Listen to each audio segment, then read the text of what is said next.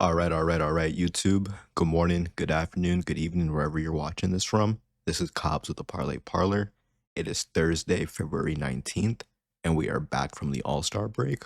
We have a nearly full slate. I think there are 12 games on the card tonight. I'm gonna come and give you three props today, give you my insight on them, and hopefully some data that backs it up. Let's do a brief recap of last week. Very short week. We only had the 4 days. Only three games on the last Thursday before the break. Only went with a prop from each game, and we had an even slate across the board. I mean, 1-1-1. Miles Turner. Unfortunately enough, I wish we just took the Bucks plus spread or Bucks money line, but hindsight is 2020. Miles Turner, DMP coach decision, doesn't play after a back to back on the second end of a back to back after they beat the Magic. The Lakers, this one just sucks to watch because honest to see because I in the video I did reiterate that while I did like the full game spread, I was just concerned as to what would happen when the bench unit comes in. Lo and behold, the Lakers win by I think 20 points. They win the first quarter below the first quarter spread, which was 3 points out of the water. I think actually 1.5 even.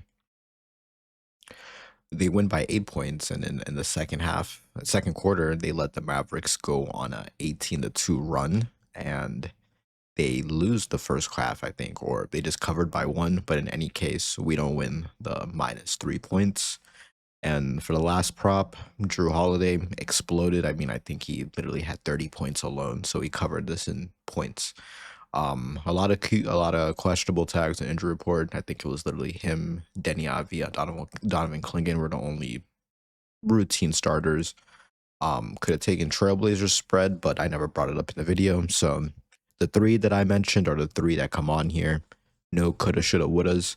Unfortunately, with that 1-1-1 night, it takes our total week to our first losing week of the season. We are 8-1-10 last week. After positive weeks, 15-1-12 and 14-1-8. It does suck. But again, probably when you look back into it, it was a short week. It was a very volatile week before the All-Star break. Probably forced some reads that I shouldn't have. But hey, in any case, the idea is going forward, we're going to have a lot more accountability and a lot more tracking. And to start that off before we go into the props of today, this is kind of going to be, I want to show, I guess, the basis or the metric in which if you are going to take these picks or parlay them or in any way, shape, or form incorporate them with your bets, I just want you to have in mind an arbitrary idea of what I would be doing or what I would recommend you do. So we're gonna have a starting bankroll here of $500. Again, this is arbitrary, personally speaking. This is 1,500 for me. So this 1% does equal $15, but hypothetical, we're gonna start off with 500. 1% would be 1 unit. Typically, the rule of thumb is you want to stake 1% of what your bankroll is. The rule of thumb, the idea is no one, or I mean, obviously, never say never, but across 100 bets, if you are only staking 1%, even in the worst case, if you are somewhat of a profitable or knowledgeable gambler, you should be close to break even. So in the worst case scenario, across the span of a month or however long it takes us to rail off 100 props, in the worst case, this should fluctuate to 250 to slightly under 250, 230-ish if this were to be a diabolical run. But if we are consistent and we have some more good days over bad days, the idea is this goes above 500 and we can play with profit if we decide to just keep it in. But going forward, rule of thumb, any prop that I offer here, even if it is a heavily juiced odd, I will try to give you odds that are roughly around fair value, maybe even plus, slightly below. If it's juiced like a minus 130, minus 140, in that case, it'll probably be in tandem with a second prop to make it just a two-man. But in any case, so let's get started. Our three props for today are going to be the Houston Rockets spread against the Charlotte Hornets, Anfernee Simons, points and assist, and the Boston Celtics spread against the Golden State Warriors. We are staking 1 unit on each of them, and roughly we are getting close to 1 unit back, or if you want to look at the dollar amount, we're putting $5 on each of these, and we are getting every bit of $4 and some change back. 476 for the best one for spread, and then for the Rockets spread, and then across the other two, we're getting about $4.55 for both. Again, this is not a rule of thumb, but if I were to recommend you're starting to get into gambling, again, I always close off the videos with gamble what you can afford, gamble what you can afford to lose. And hypothetical, my idea is after the bills are paid, after you've put some savings, you've taken care of, all the logistics, you've dotted the I's and you've crossed the T's. I would like you to have around 300 to 500 if you are going to venture into it. Of course, you're not going to stake it all at one time. The idea of rule of thumb is at most, even on a heavy day, if I'm giving you 4 to 6 props, at that case, you should be putting at most around 25 to 35, 40-ish a day. If we are gambling responsibly.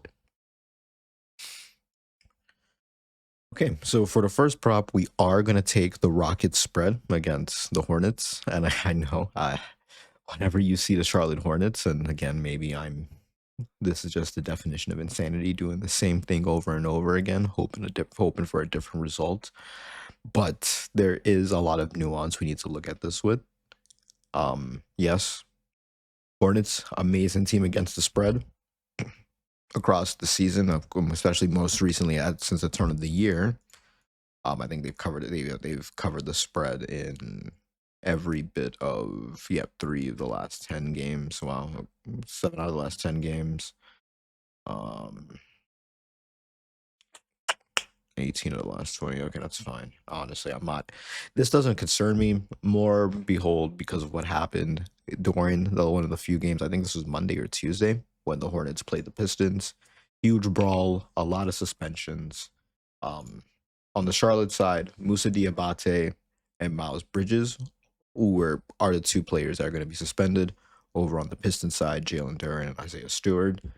For the foreseeable future, I actually think they'll probably be back after, I think, this game or maybe this week.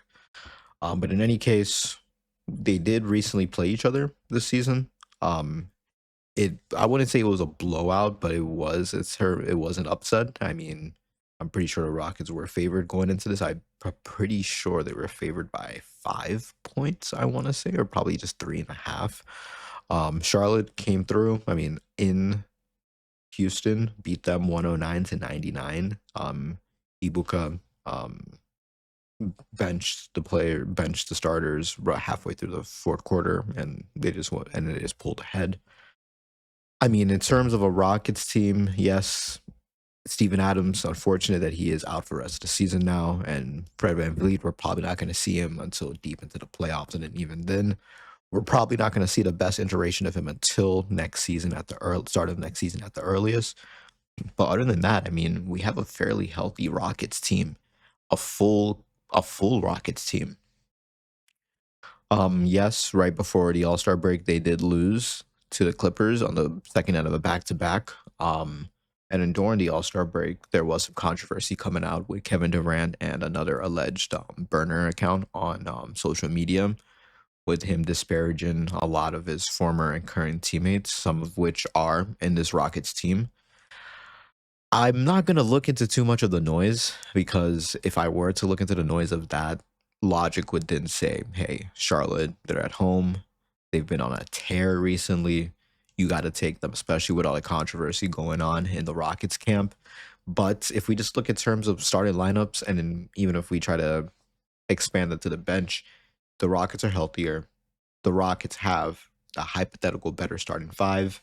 I mean, especially now when Miles Bridges and Diabate out, you're getting Grant Williams and Kalkbrenner coming into the lineup. Of course, that usage from Bridges and Diabate would probably be spread evenly across the whole team, but I just don't see Grant Williams and Kalkbrenner being enough of a needle mover to where I still think that Charlotte wins this game outright. And even then, I don't think they cover the spread, especially in a get back spot for I think for Houston. Not only is it a get back spot since the last time they just played each other, not even 15 days ago on the 5th of February. Um, I personally do believe that, especially over the weekend with the news that came out with the Durant accounts, and a lot of them are very damning. I mean, there's a lot of contextual clues that you can point, and it's it's a greater than 50 chance that this burner account on Twitter or Instagram, wherever it is, this is from Kevin Durant. This, I don't think it boils over well for the collective unit of the Rockets, but I think they iron this out pretty quickly. Um, the less said about the actions of him, the better, I suppose. I mean, First Amendment right. He has every right to say what he wants to in private on his own media. The nuance of you being an NBA superstar, I mean, one of the greatest of all time. Do you need to be a little bit more careful? Sure, but that is not my job to dictate, and that's not the job of correlating that to the script of this game. For all intents and purposes, in any other scenario in which two starters for, yes, the home underdog, as good of a run that they're on, if they're suspended, and the away team, who is the favorite in any way, shape, or form, even with those two starters in, I have to take the Rockets.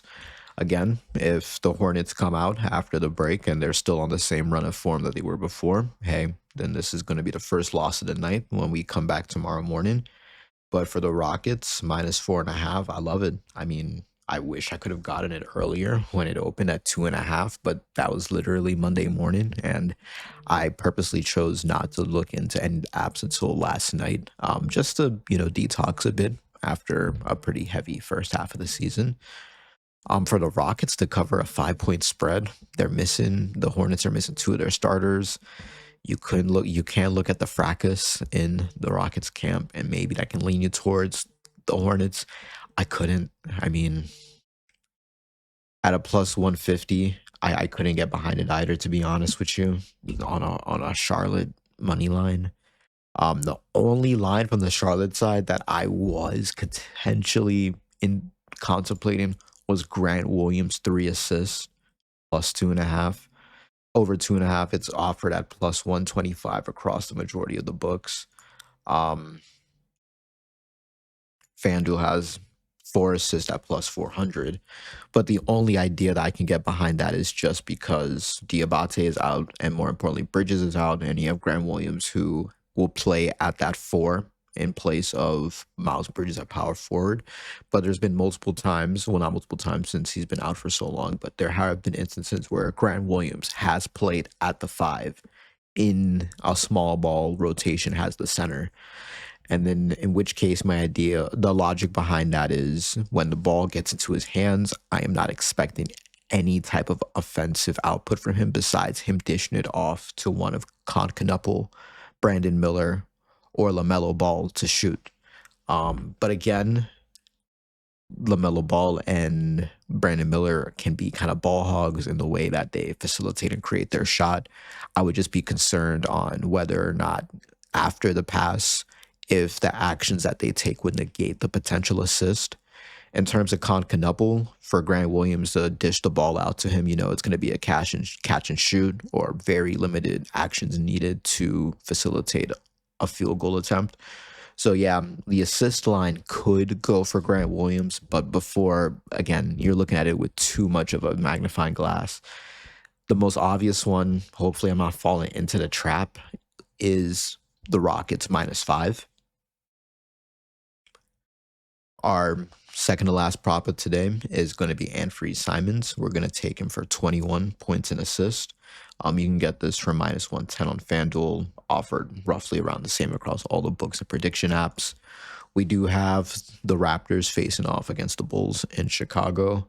Raptors, very dark horse in the East, and from a team that is relatively coming to full health now.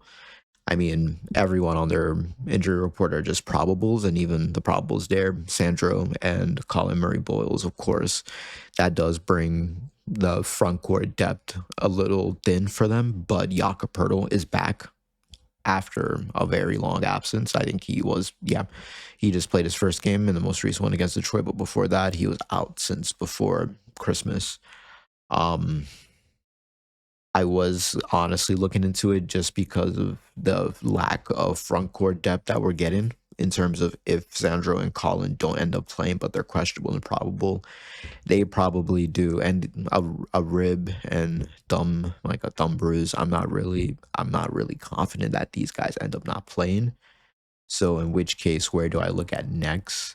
Um, Toronto minus 5.5. I do really like it.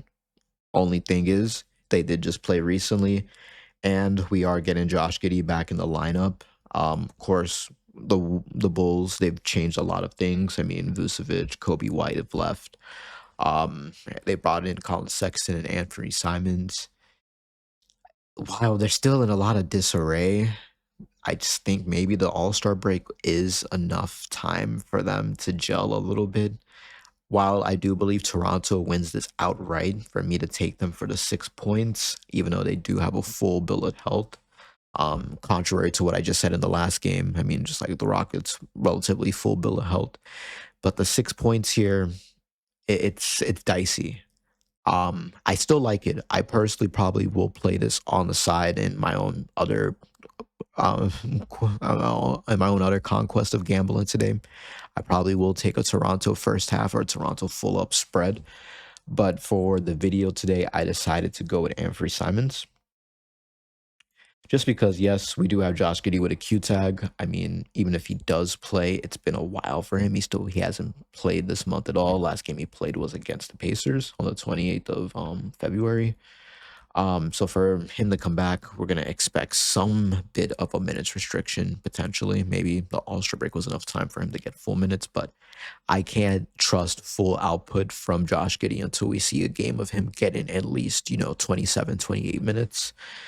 The next guard, or I guess the most impactful player after that, I would have to lean into Anthony Simons.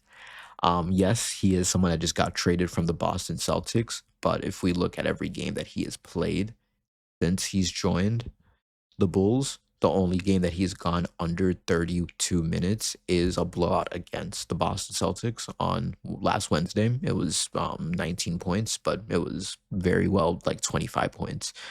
In terms of 21 points and assists in that very last game, potential get back spot since he only did have 7 points and 1 assist, so only 8 points and assist. Shot miserable from the field goal. I mean, 3 of 9, didn't shoot much at all. 1 of 6 threes, no field goal attempts. Again, blowout before the All-Star break. He only played 27 minutes, didn't even take 10 shots, but every game before that, he has taken a minimum of 15 shots. And he's shooting at a relatively consistent clip. He's shooting at a 49% clip across the last couple of games he's played for the Bulls since coming over. Potential assist skyrocketed. I mean, he's averaging no less than 7 in the last couple games. Of course, only 4 against Boston. But that, again, the nuance of the blowout there. Josh Giddey is back. Buzelis, full health. Jalen Smith, questionable tag, but he probably will end up playing. Um, the roads for Anthony Simons to cover this in points alone are there, which is why I love this line so much. His assist line is just 3.5. I was trying to get behind that. Odds are starting to drop on that. I think that was like plus 125 for the 3.5 assists. So everyone's waking up. I think people are liking that as well. Points, it is a 16.5. Again, not really opposed to it. It is fluctuating around 16, 17.5. Yeah, I probably will close at 16, 17.5. Can't see it going to 18.5 unless Josh Giddey ends up not suiting up tonight. Trey Jones also, I mean, questionable, but again, he wouldn't be starting. He's been coming off the bench consistently. Will probably still continue to come off the bench. With Colin Sexton now in Chicago, maybe his usage drops it a little bit more. But Anthony Simons, 20 points and assist, 21 points and assist. I mean, adding 20 points and assist, that's going to be a parlay piece for me because that's priced pretty well, minus 139 on DraftKings, and probably once other books get alt lines, so roughly the same. when he was at Portland, Anthony Simons, I love betting on him. Kind of in the sense of how Keontae George is a moneymaker this season. Anthony Simons was making me money last season. I wasn't making videos last season or in bits and spurts last season, but when I was consistently betting straights, Anthony Simons was a huge wagon for me. Um, when we go to props.madness, which is where I wanted to bring a lot of nuance into it, he loves a challenging matchup. When we look at across this season, in challenging games, he's in 12 out of 21, 57% hit rate. But if you look at last season, this goes up to a 61% hit rate, and this is when he's seen full minutes. He's the primary guard, or was he the primary guard on the Wolves last season? On the Trailblazers last season? I mean, Scoot Henderson was injured for a great amount of time. Denvi Avia didn't really have his renaissance until the late end. Yeah, so you could say definitely that Anthony Simons was the one guard over at Portland. The notion of this prop today will be we're probably going to be seeing a vintage, not a vintage, but he's still a very young guy. I think he's only 24 or 25. We're going to see an iteration of Anthony Simons that is akin to his time at Portland. Um, in terms of where he likes to score, he likes to create his own shot, can shoot the three from above the break, can go and get his shot at the rim, give you a layup, facilitates very well. Where we look at Toronto, yes, they are a decent defense, one of the best teams in the East this season, but they are a bit of a platoon or a defense by committee. They don't really, maybe with Jakob coming back into the lineup, we will see more of a linear iteration of them, but they are very fluid in how they like to mark and in the zones that they like to operate in terms of offense and defense. So for Anthony Simons, I mean, 21 points and assist. Again, this is a line that I honestly can see him covering alone in points. Maybe in my other bets on the side, I can definitely see myself getting behind just giving this to him in the points alone on 20 points. Maybe if it's a flyer, I'll do a side bet of maybe Grant Williams assist, Anthony Simons points, and just give him the 20 points. But for 21 points and assist, I'm not too concerned on whether or not Josh Giddey starts or doesn't start. If he doesn't start, this is even better because this line closes at 22.5. If Josh Giddey does start, hey, and you see this late, you're probably getting this at an even 19.5 points in assist. I love it all the same. It's going to be interesting to see how these two link up. I think we're probably going to see something similar to the Kobe White, Josh Giddey duo that we recently saw until Kobe White was traded to Charlotte.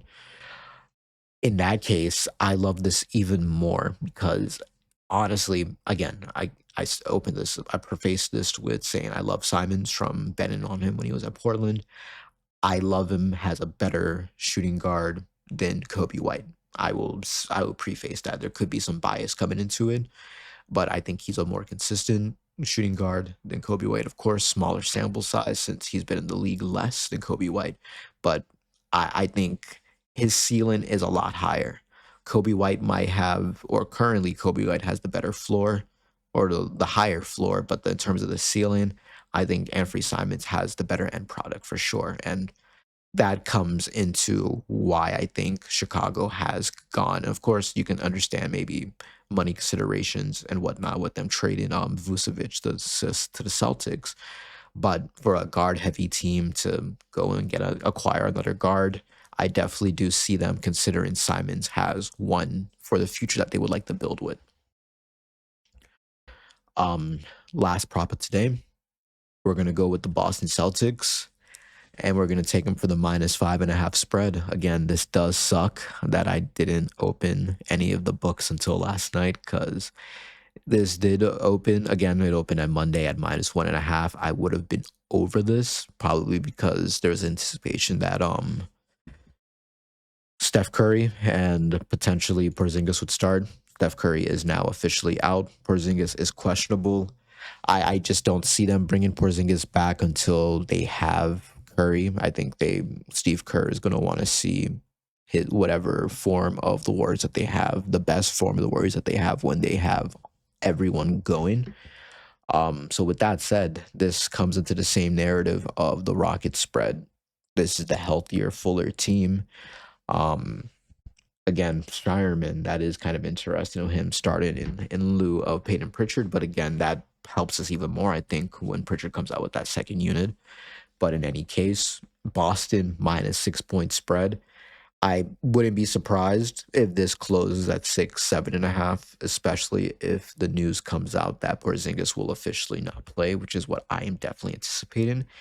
Even with Porzingis out, I think this is probably Porzingis' first game against the against Boston. Is it his first game? Let's find out. Hey, we're doing live tracking here, right? So his line is 12.5. Has he played against? He hasn't played him yet. Am I that? I'm not gonna bet on a Kristaps Porzingis revenge game in his first game back against Boston when he had the chance to have a first game back when he was at Atlanta, but he wasn't healthy. I don't think he's gonna want his first game back at in the Bay to be against a team that definitely knows him very well. A Queta Porzingis or even a Vucevic Porzingis matchup, I just don't see him suiting up. And even if he does suit up, I don't think Porzingis moves the needle that much for a Boston spread. Um, of course, that notion feeds into it when you look at the line movement, which again, I wish I had gotten this out last night, but hey, coulda, shoulda, wouldas. We're not going to speak on that. I still like Boston minus the 5 points, minus the 6 points. Jaylen Brown, I mean, I wanted to bet on him. Again, his points line is 28.5. I do have I have a biased thought that there is going to be some all-star fatigue maybe, but in that case, still, there's just too much on this Boston side for them not to cover the 6 points. Um, I mean, I don't like looking at it against the spread because at the start of the year, it maybe there is some nuance that you can derive from it, but as it stretches out, especially after the midway point, there's just too many blowouts and in games where their stars rested that you can't really incorporate too much into it. But from a Boston standpoint, the only tangible that has been out consistently has been Jason Tatum. Other than that, Boston has been consistent. They have been handling business. I mean, I don't want to say they're a dark horse because they are one of the best teams. Yes, they've had a lot of changes in the offseason, and with Tatum out, they've adjusted to it very well. And if Jason comes back in the next month or so, again, of course, they're gonna put his health first for the long run.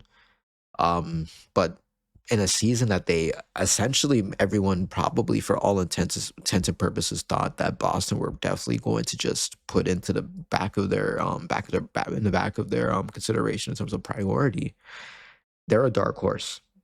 Definitely more of a dark horse than Toronto currently. And then if Jason Tatum comes back, I don't want to say they're a front runner. We got to see if the Knicks and Cat can figure it out, see if the Pistons can consistently score in the last minutes of the fourth quarter against a top team. I think Boston, they're gonna announce they have announced themselves, but especially since the turn of this break, there's just no way that I can take this. Yes, it is a home game, but again, a plus 176 money line for Golden State. There's gonna have to be a lot of good games from the Warriors side and a lot of bad games from Boston side for me to think that they're gonna cover this. Even in the terms of it being a blowout, could the second unit come through and potentially get Golden State over the hump? Not really, because when we look at a starting lineup of Pat Spencer, DeAndre Melton, Moses Moody, and Gui Santos, this is the start. This is the second unit for the Warriors.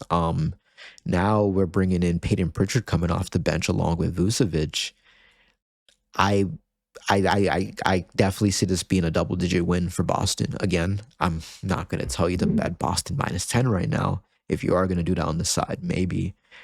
I love Boston minus the 6 points across the full game.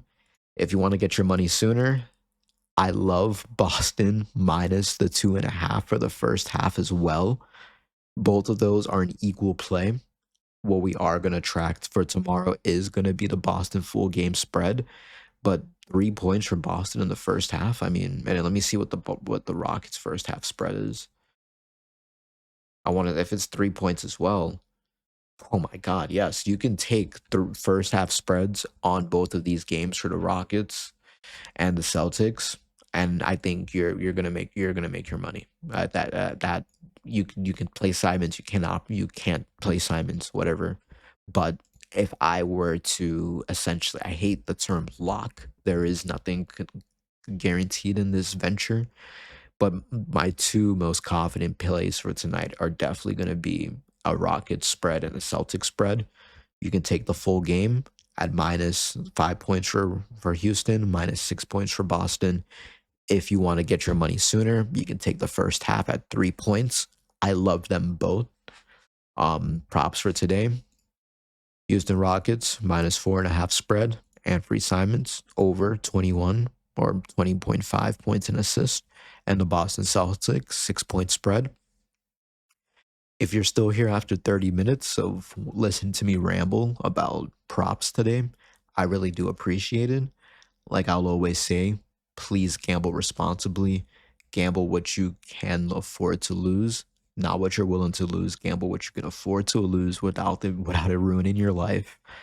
Um, if you can like, subscribe, put in the comments what you like for today, what you don't like for today, what you yourself are considering. Like I'll always say, I want you to help me, help you, help me make us all some money. Have a blessed day. Peace out.